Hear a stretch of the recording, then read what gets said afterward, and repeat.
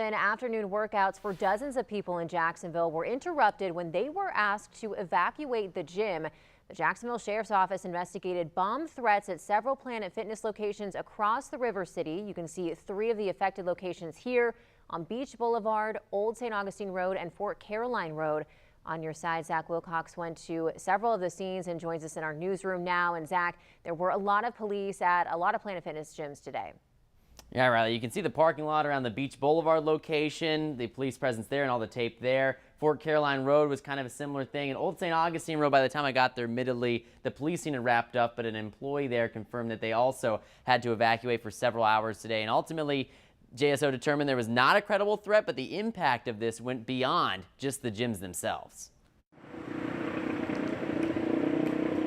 We had a police officer come in and tell us that we had to evacuate the building quickly. Nancy Yamamoto didn't have time to ask questions when she was told to evacuate her pet boarding store, Houndstown. After all, she and her team were taking care of a half a dozen dogs, so they had to make sure they were safe first. So we secured the dogs into their townhomes, got them watered, and then headed out of the building.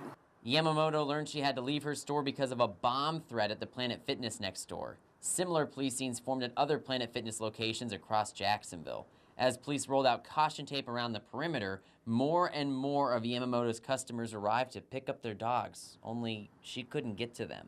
Owners that came to pick up, I just let them know that, hey, you know, their dogs are in secure areas. Even the police officer said at where they're located should be pretty safe. The Jacksonville Sheriff's Office said in a statement, quote, "We responded to several locations in the city in reference to a reported bomb investigation, which has since been determined not to be a threat.